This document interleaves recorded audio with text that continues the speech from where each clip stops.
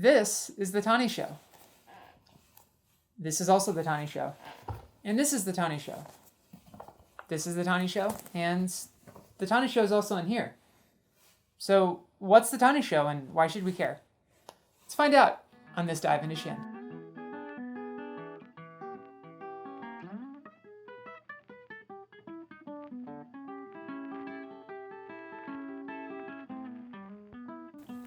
The word Tannisho means notes on lamenting of divergences. And the Tannisho is one of the best-selling Jodo Shinshu books in Japanese. It's also one of the most translated books about Jodo Shinshu into other languages. There are 18 different translations into English, and more are being worked on as we speak. Also, there are translations to other languages, including Romanian, Chinese, Portuguese, and several other languages. So, what is the Tannisho, and what are we lamenting the divergences of? Well, to answer this question, it takes several parts. The first thing we should probably talk about is who the author of the Tannisho is. And there is some argument about this. There are some thoughts that possibly Kakunyo, the second Monshu, or the second head of the Honganji Ha school, is actually the author of the Tannisho. However, general consensus says a monk named Yuenbo was the author of the Tannisho. And Yuenbo was likely from somewhere north of Tokyo and lived in the 1200s to the early 1300s. And it's thought that he was a direct student of Shinran Shonin, likely when Shinran was in Kyoto at the end of his life.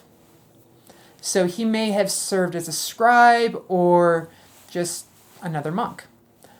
But we do know that he was a Nembutsu practitioner and follower, and likely might have met Shinran when Shinran was in Hitachi. But to understand why the Tannisho was made, we kind of have to look at who was talking in the Tannisho and who was asking the questions.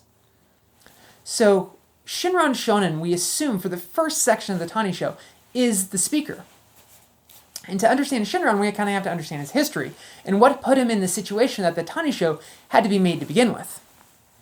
So Shinran was a Tendai monk, and at the age of 9, during a very tumultuous period of Japanese history, the late 1100s and early 1200s, Shinran ascends Mount Hiei and becomes a Tendai monk. And for the next 20 years, works as a hall priest and within different parts of the Tendai community. And at 29, he realizes, I can't do this. I'm not going to achieve enlightenment by being a Tendai monk.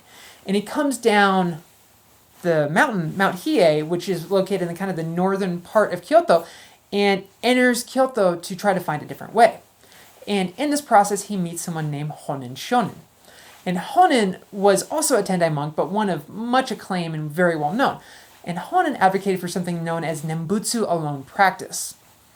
And this Nembutsu alone practice becomes very, very popular. And Shinran spends the next 4 or 5 years of his life dedicated to Honen, learning everything Honen has to say, including copying his master work, the Senchaku Hongan Nembutsu Shu. However, the Nembutsu alone practice and Nembutsu practice, overall, it doesn't sit well with the authorities, and eventually is outlawed, and Shinran and Honen are separated, and Shinran is exiled all the way up to Echigo, never to see Honen again. We'll kind of look into why this happened in another video. So Shinran set up to Echigo and spends the next 4 years of his life stripped of his priesthood, made a normal person giving a secular name. However, he doesn't really see it that way, and he spends his time studying this Nembutsu practice and meditating on it and trying to truly understand what it means. At the end of this 4 years, he's pardoned, and he's allowed to be a priest, a monk again. However, he starts heading back to Kyoto and finds out that Honen is dead. Also, during his time up in Echigo, it's pretty likely that he might have gotten married. Not a very priestly activity, but makes sense for someone that's been banished from being a priest. So Shinran has married this woman named Ashini. And Ashini follows Shinran now for basically the rest of his life and is a good wife and kind of a rich landowner, so this is a boon for Shinran. him and Ishini travel from Echigo and go all the way across Tohoku and the kind of the northern Kanto region until they get to Hitachi, which is now in what's Ibaraki Prefecture, north of Tokyo. And they spend the next 20 so years in Hitachi spreading this Nembutsu teaching and actually gathering a pretty good sized following, opening what they call Nembutsu dojos.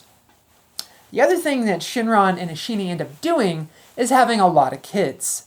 They have 7 that we know of. One of them is known as Kakushini and ends up becoming very important in the founding of the Otani-ha and Honganji-ha sects of Jodo Shinshu. Another one's name is Zenran, and he becomes very important for why the Tannisho is written, and we'll find out about that in a second. So as Shinran ages up, gets around the age of 62, he's already written his magnum opus, the Kyogo Shinsho. However, wants to learn more and study more of the sutras, and so he travels all the way back to Kyoto and spends the rest of his life in Kyoto at different temples out there, being directly supported by his followers in Hitachi. We have to assume at some point during this time that, there's some transit back and forth, and that Yuenbo goes to study and stay with Shinran. Shinran, however, left his family in Hitachi, not only to keep them safe and because it was what's best for them because he wanted to study, but also because they were going to continue to spread this Nembutsu teaching. And he put a lot of this on Zenran. He expected Zenran to spread the teachings. Well, Zenran had a little bit different idea, and he decided to basically spread his own version of the teaching, all the way up to saying that what Shinran had told everyone was only part of the truth, and that Shinran had actually given Zenran the full and true teachings. This causes a problem, and when Shinran finds this out, he's not very happy. Especially because it seems that Zenran might have gone quite overboard, going all the way into what could have been considered the licensed evil arguments and the secret teachings arguments. So Shinran writes a letter to Zenran, which actually can be found in the collected works of Shinran, in the uncollected letters section. It's the last one in that section. So let's take a look at the end part of that letter. I've heard that you have likened the 18th vow to a withered flower, so that all people have abandoned it. This is truly the offense of slandering the Dharma. Further, to favor the 5 grave offenses and to harm people by misleading them is lamentable. The offense here of disrupting the Sangha is one of the 5 grave offenses. To make groundless accusations about me is to murder your father. It is among the 5 grave offenses. I cannot fully express my grief at hearing these things. Hence, from now on, there shall be no longer exist parental relations with you. I cease to consider you my son. I declare this resolutely to the 3 treasures and the gods. It is a sorrowful thing. It rends my heart to hear that you have devoted yourself to misleading all of the people of the Nembutsu in Hitachi, saying that what you have been taught is not my true teachings.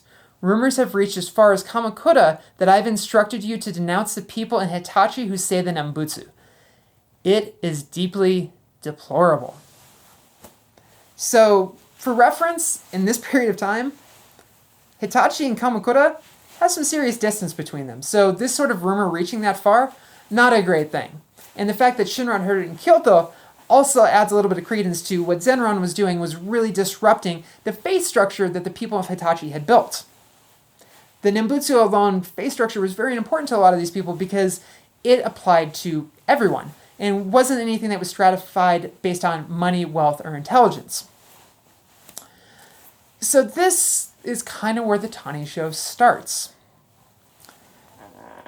So what I'm going to go ahead and do is we're going to read from this version of the Tannisho, the Shinshu Seitan. And I think what's important to understanding how the Tannisho comes together is actually reading it slightly out of order. So the first half of the Tannisho, we assume are words that were spoken by Shinran and recorded by Yuenbo. The second half of the Tannisho, we think are probably the teachings or the thoughts of Yuenbo after the death of Shinran. So let's go ahead and take a look at chapters 2 and 1 of the first section of the Tannisho.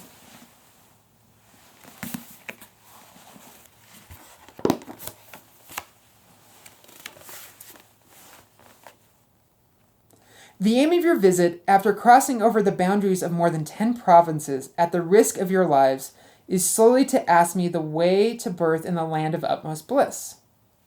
However, if you find something unfathomable in me and suppose that I know a way to birth other than the Nembutsu, and that I am well versed in the Buddhist doctrines, it is a grave mistake on your part. If so, there are many distinguished scholars in the southern capital and on the northern mountain, whom you had better call upon and ask to your satisfactions about the essentials of birth. As for me, Shinran, there is nothing left but to receive and believe the teachings of the Venerable Master, that we are saved by Amida merely through the utterance of the Nembutsu.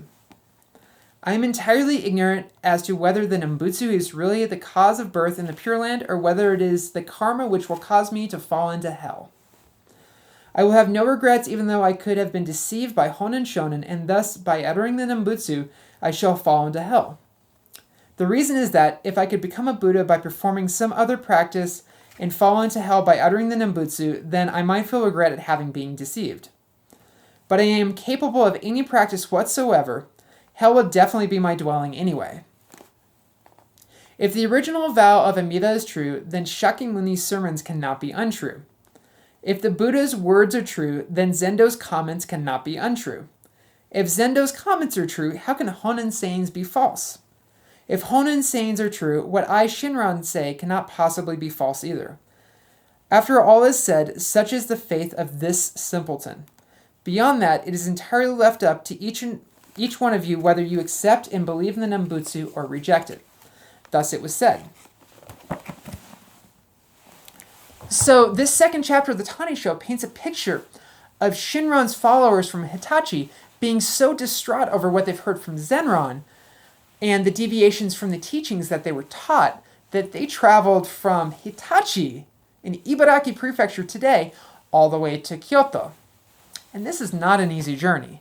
It's not like it would be today on this, the Shinkansen, or even on this, which is the Tokaido, which comes from the famous woodblock print set. It's not an established road. We're talking about mountain trails, a very, very, very difficult journey from a less settled portion of Japan to the capital. This is probably also done by people who had known Shinran when he was living in Hitachi. And we know that there's about 20 to 22 years that had passed between the time Shinran had left Hitachi and when he wrote the letter to Zenran. So if we add these into the same time frame, these might be some aged people that are also going all the way from Hitachi to see Shinran. I mean, if they were 30 when Shinran left, we're talking about people in their 50s in the 1200s in Japan. This is a rough journey. So Shinran responds to their questions basically saying, it's just the Nembutsu. This is the only direction that you need. This is the only teaching I can give you because this is all that I can do. He says, go talk to people in the southern capital or on the northern mountain. And what he's referring here is the traditional schools of Buddhism that existed in Japan prior to this Nembutsu alone teaching, or even prior to Tendai. The southern capital representing Nara, and the northern mountain representing Mount Hiei, where Shinran had originally trained as a Tendai priest. This also gives a continuation of the teachings, basically saying, if Shakyamuni is true, then Amida is true. And if Zendo is true, Shandao, then Shakyamuni is true. And if Zendo is true, then Honen is true. And if Honen is true, then I am true. So this basically says, don't worry about it, just say the Nembutsu. And this leads into what becomes the first chapter of the Tannisho. Kind of a follow-up to what we see here in the second chapter, and something to make his followers from Hitachi feel better. When we believe that we are born into the Pure Land, being saved by Amida's inconceivable vow, there rises up within us the desire to utter the Nembutsu. At that moment, we share in the benefit of being embraced and not forsaken.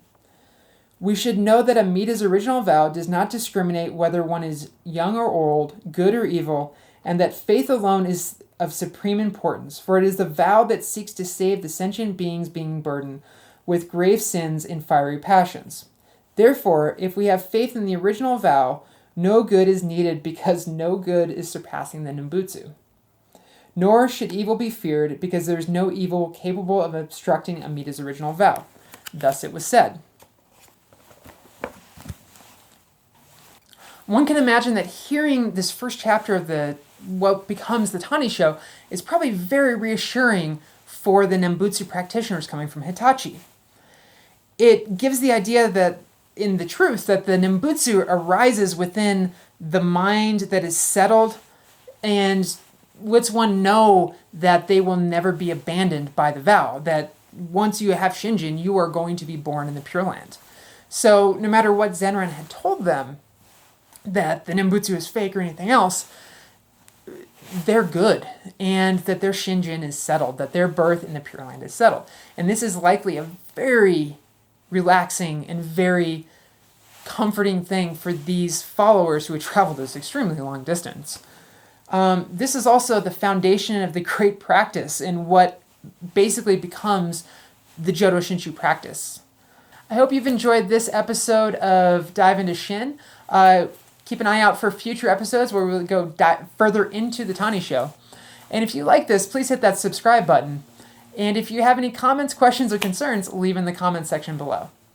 And remember, you're good, just as you are. Sono Mama.